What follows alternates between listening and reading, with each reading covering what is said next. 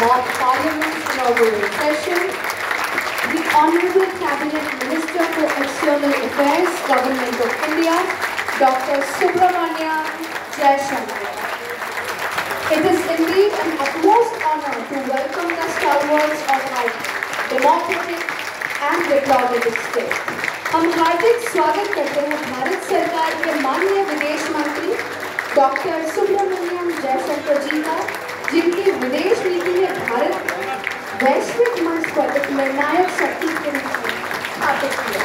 Sir, welcome you to the mock parliament organised by Bharatiya Janata party Delhi प्रदेश युवा मोर्चा।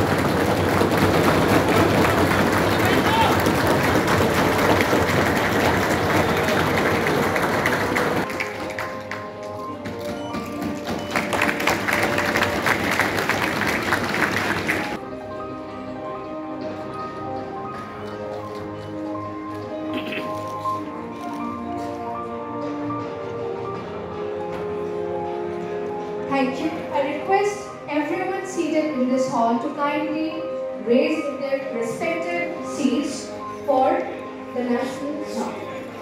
आप सभी से निवेदन है कि सामूहिक वंदे मातरम के लिए अपने अपने स्थान पर खड़े हो जाएं।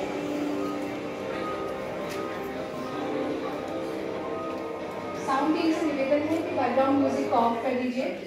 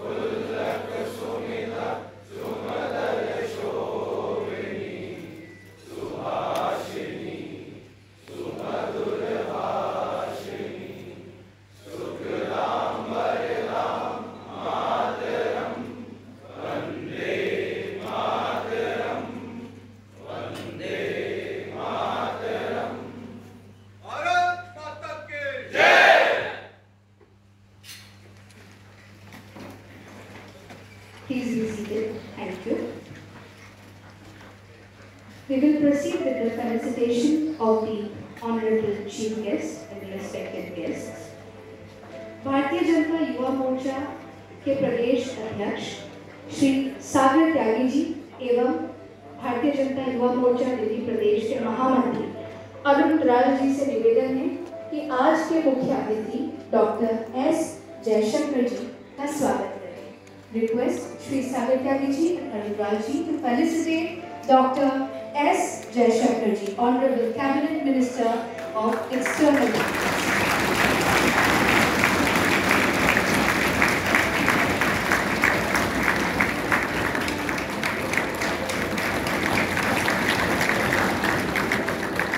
Next up, I request Mukul Dagar ji and Arjun Vilotal ji from the organizing committee of this mock parliament and team members of BJY Delhi to felicitate and welcome Shri Virendra Sachdeva ji, Honorable State President, Bharatiya Janata Party, Delhi Pradesh.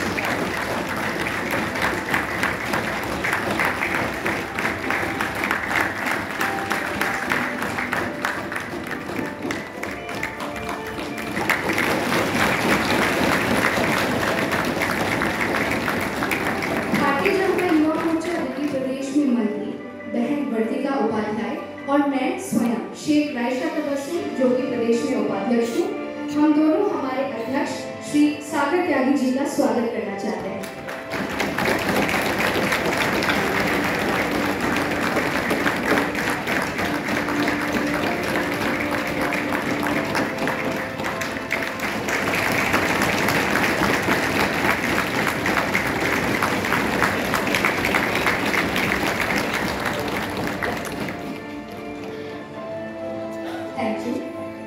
अभी हम एक पुस्तक का विमोचन दिल्ली प्रदेश में करने वाले हैं, जैसे कि मैंने पहले भी बताया था। The book is named The Emergency Diaries: Years That Forged a Leader. This book was already launched by Shri Amit Shah ji few days back, and this would be relaunched again today by the auspicious hands of Dr. S. Jaishankar ji and his destiny. आप सभी से निवेदन है, organising team से निवेदन है, कृपया इस पुस्तक को लाया जाए।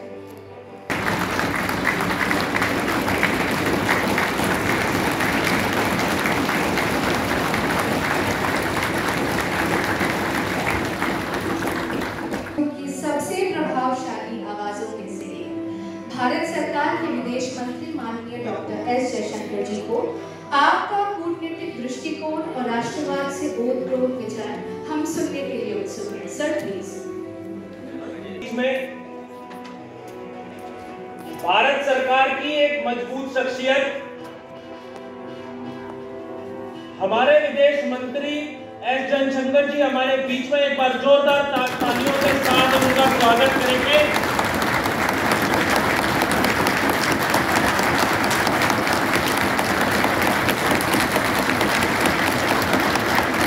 ये जोरदार तालियां इसलिए भी जरूरी है कि जब विश्व में कहीं कोई युद्ध होता है और भारत के छात्र उठने में खड़े होते हैं, तब सबसे पहले अगर कोई आवाज उनकी सुनता है और उसको भारत को सुरक्षित वापस लाता है, तो ऐसे व्यक्तित्व के लिए जोरदार तालियों के साथ हम स्वागत करेंगे। बोलो भारत माता की। और हमारे बीच में दिल्ली का 27 साल का सूखा, दिल्ली की विपदाएं यातनाएं को खत्म करने के लिए, दिल्ली में भाजपा की सरकार बनाने के लिए वीरेंद्र सचदेवा जी हमारे प्रदेश अध्यक्ष हमारे बीच में, जोरदार तालियों से स्वागत करो।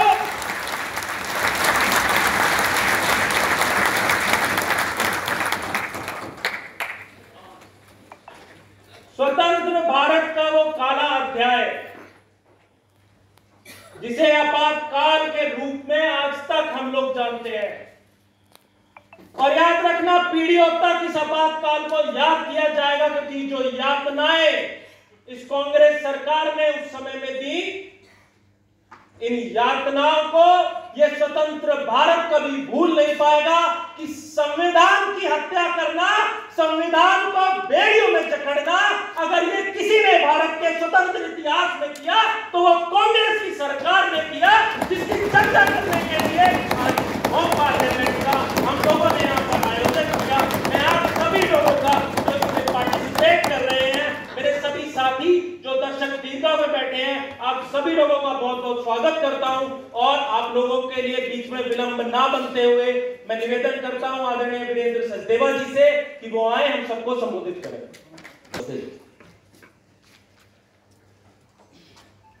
हमारे विदेश मंत्री आदरणीय जयशंकर जी, युवा मोर्चा के अध्यक्ष भाई सागर त्यागी जी, उपस्थित सभी कार्यकर्ता साथियों, मुझे बताया गया कि कुछ स्टूडेंट्स भी कॉलेज से आए हैं। मॉक पार्लियामेंट क्यों जरूरत पड़ी इस मॉक पार्लियामेंट को करना? यहाँ जो स्टूडेंट या जो सब लोग बैठे हैं, हम सब लोग वो लोग हैं जो किसी न किसी रूप से राजनीति को अपना विषय मानते हैं।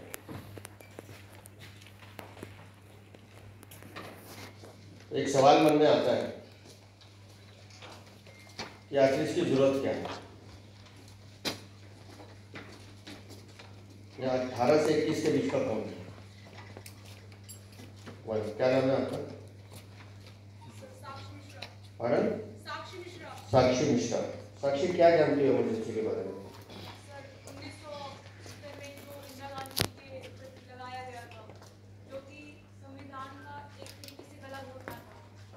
ताली दिया साक्षी के लिए।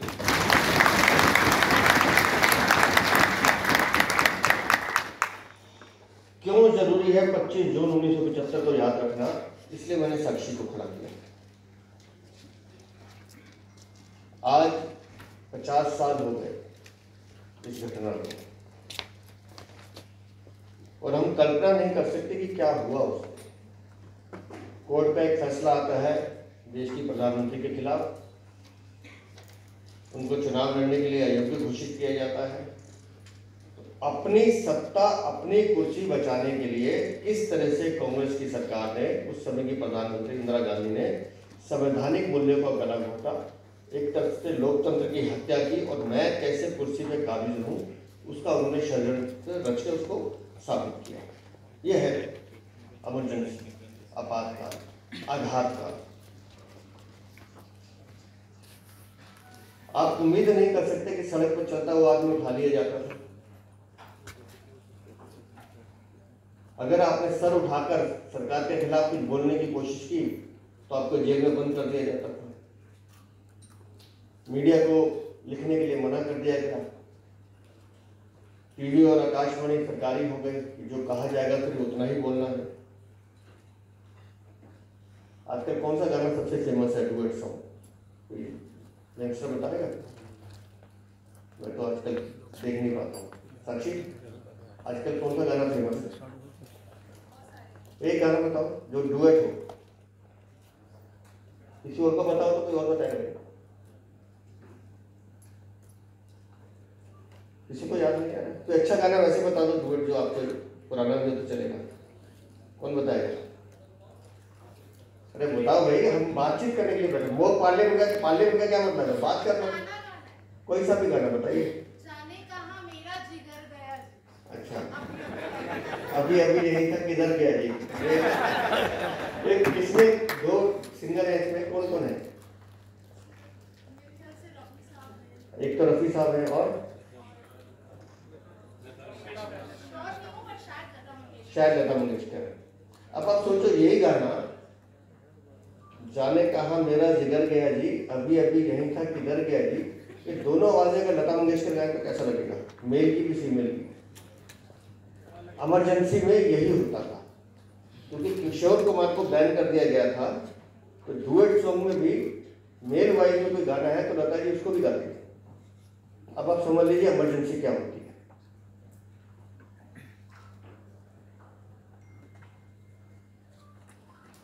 अभी माननीय मंत्री जी मुझसे पूछे थे कि आपकी एज कितनी थी।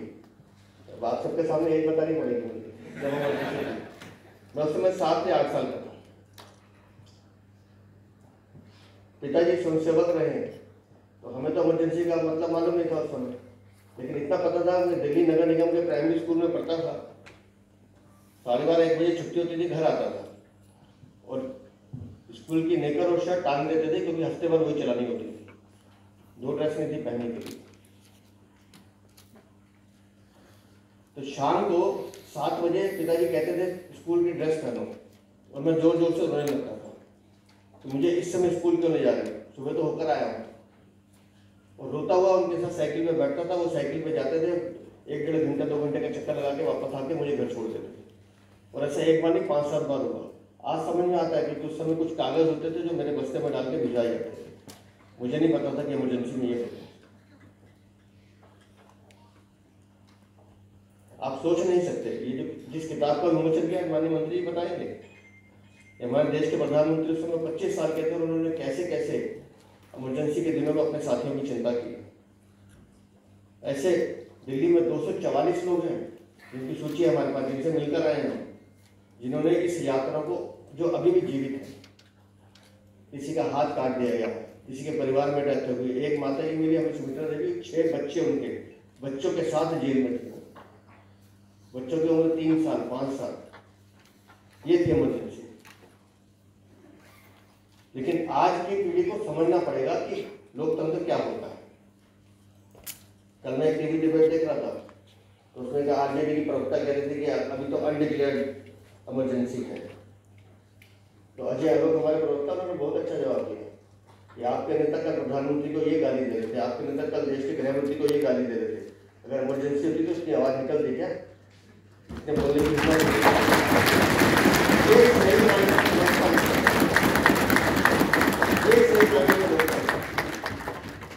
और पिछले 11 वर्षों में भारत ने जो ताकत देखी है, पूरे विश्व ने भारत की जो ताकत देखी है, उसके एक सूत्रधार आपके बीच में बैठे। तो आसान काम नहीं है कि यूक्रेन का और रूस का युद्ध होगा, हमारे बच्चे वापस आ जाएंगे। ये कोई आसान काम नहीं है कि ईरान और अमेरिका बीच में लड़ रहे हैं, इजराइल लड़ रहे हैं, हमारे जो भारतीय हैं वो वहां से सुरक्षित निकाल के लाए जा रहे हैं। ये सोचने में, कहने में बहुत आसान है, इसके पीछे कितनी मेहनत लगती है, उस मेहनत का परिणाम आज भारत की सरकार के मेहनत की वजह से जो सारे बच्चे सब इंडियन वापस आ रहे हैं। और भारत की विदेश नीति कितनी ताकत रखती है उसका बहुत बड़ा उदाहरण हमने कल देखा। SCO की बैठक में माननीय रक्षा मंत्री श्री राजनाथ सिंह जी जब ये देखते हैं कि इसमें भारत उस कागज के टुकड़ों पे भारत के हित की चिंता नहीं की गई है, तो उठा के कागज फेंकते कि मैं साइन नहीं करूंगा, जाओ इसमें।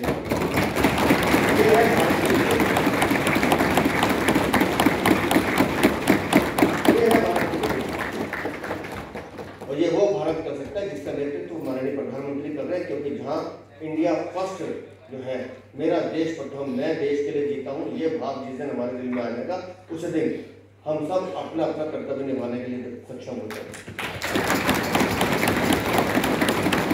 हम सबको अपने से उठना पड़ेगा।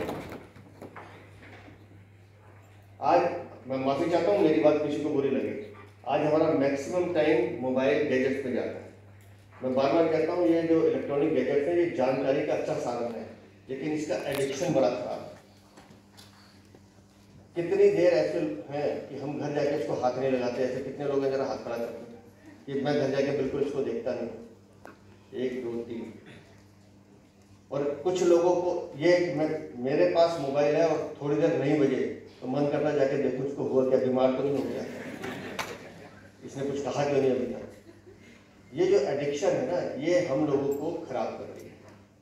हमें एडिक्शन होनी चाहिए हमारे देश के लिए, हमारे राष्ट्र के लिए, कि हम उसके लिए क्या कर सकते हैं। और एक जिंदगी का फलसफा एक छोटी सी कहानी में सुना के खत्म करता हूँ कि हम सबको जयशंकर जी को सुनना है। उसमें से कोई चीज़ पकड़ में आए तो पकड़ लीजिएगा कि हम लोगों की प्रायोरिटी क्या होनी चाहिए। आज जिस सोसाइटी में रह रहे हैं हमारी प्रायोरिटी क्या होनी चाहिए। एक देश था, उसमें एक राजा था। राजा बड़ा यशस्वी, अपनी जनता की बहुत चिंता करता था, बहुत चिंता करता था। उसकी जनता भी उससे बहुत खुश रहती, हर छोटी छोटी चीज का ध्यान रखता था कि प्रजा किसी तरह से खुश रहे। तो उसी प्रजा में एक ब्राह्मण देवता थे, शिव महादेव की पूजा कर रहे थे, तपस्या कर रहे थे। महादेव प्रसन्न हुए, बोले क्या चाहिए तुम्हें? बोले मुझे कुछ नहीं चाहिए, मैं तो सिर्फ आपके दर्शन करना चाहता था, इसलिए आपकी पूजा कर रहा था। अब महादेव तो महादेव आए हैं तो कुछ लेके जाएंगे। तो उन्होंने हाथ हिलाया और एक सेब उठा के उस ब्राह्मण की जेब में डाल दिया, गोदी में डाल दिया। बोले ये सेब खा लो। ब्राह्मण ने पूछा इससे क्या होगा? बोले इससे तुम चिर युवा रहोगे और सारी उम्र तुम ऐसे ही दिखोगे जैसे आज खूबसूरत, और तुम शक्तिशाली बनोगे। ब्राह्मण ने वो सेब रख लिया। अब ब्राह्मण मन में सोचने लगा कि ये सेब मेरे किस काम का है, मैं तो ब्राह्मण हूँ, हमारा देश का जो राजा है ये यशस्वी है, भला आदमी है, सबकी सेवा करता है, इसको दे देता हूँ, ये जितना ज्यादा देगा उतना ज्यादा जनता का कल्याण करेगा। उसने वो सेब उठा के राजा के पास गया और राजा को बताया कि सेब की महत्ता क्या है, ये सेब आप रख लीजिए। राजा ने वो सेब रख लिया। अब यहाँ से शुरू होता है मोह, जिसमें हम सब झगड़े में होते हैं। राजा ने जब सेब देखा, अब राजा ने सोचा मैं ये सेब खा लूँ, मैं युवा हो भी जाऊँ, अमर रह भी जाऊँ, लेकिन मेरा दिल तो मेरी रानी में है, तो रानी को कैसे संभालूंगा? समय के साथ रानी तो बूढ़ी हो जाएगी, तो क्यों ना ये सेब मैं रानी को दे दूँ।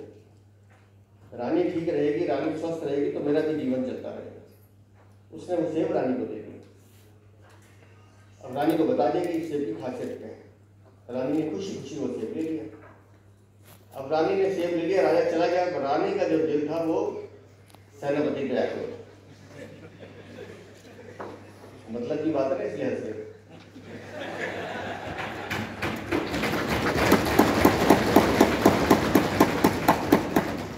रानी का दिल सेनापति पे आया हुआ था, वो तो रह रही थी राजा के साथ। उसने सेनापति को बुलाया कि देखो मैंने तो जीवन भर तुम्हारे साथ ही रहना है, आज या कल तो राजा चला ही जाएगा।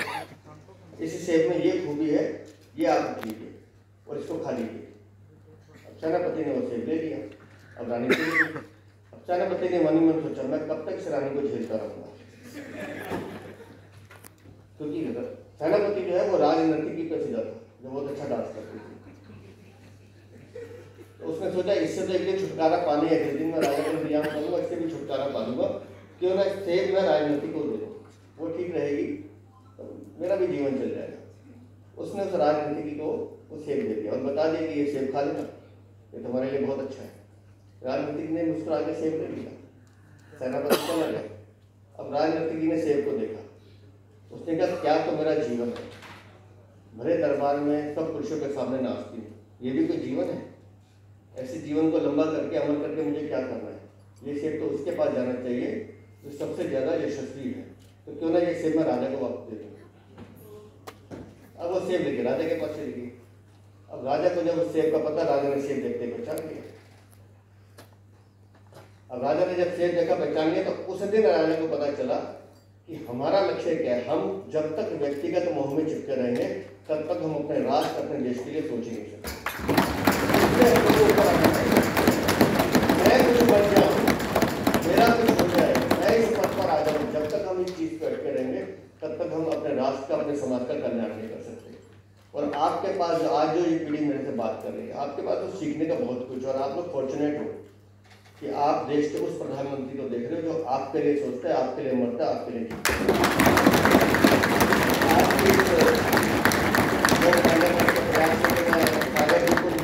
बहुत बधाई देता हूँ, शुभकामनाएं देता हूँ और आप सबके उज्जवल भविष्य की कामना करता हूँ। बहुत बहुत